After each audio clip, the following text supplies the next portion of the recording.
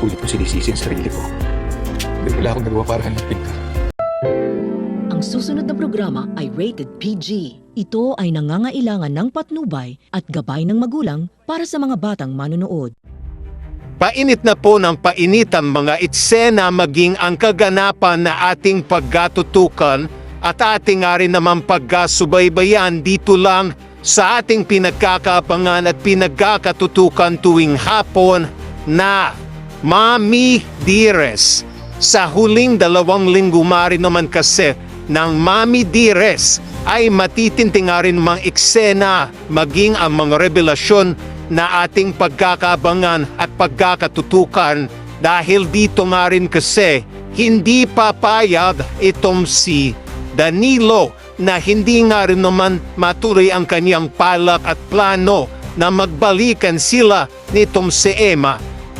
Dahil mas gusto nitong si Danilo itong si Emma kesa nga dito kay Jade at gusto na rin itong si Danilo na mabuo ang nasira nilang pamilya dahil ito malang din naman talagang si Jade ang sumira dito at gumawa-gawa nga ng kwento para lalong sirain nga itong si Emma dito kay Danilo at kay Muki. Pero mukhang nagiging dahilan na nga rin naman ito para lalong magkalabuan na nga rin naman ang dalawa at dito nga din naman kasi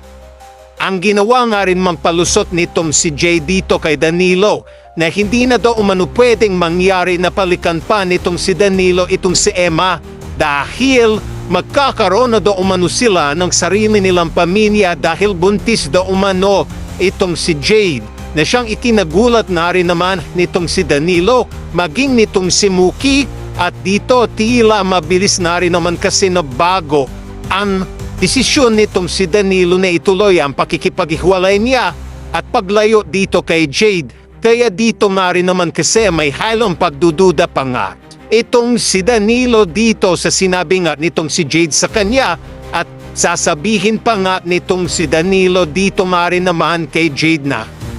buntis na ba talaga, Jade? Hindi mo ba ako niroloko o hindi ka ba gumagawa ng kwento para lang paikutin ako at hindi ko nabalikan pa si Emma? Dito nga rin ba hanggang saan at hanggang kailan nga rin ba maitatago nitong si Jade ang sekreto niya at pagsisinungaling kay Danilo na ating pagkakaabangan?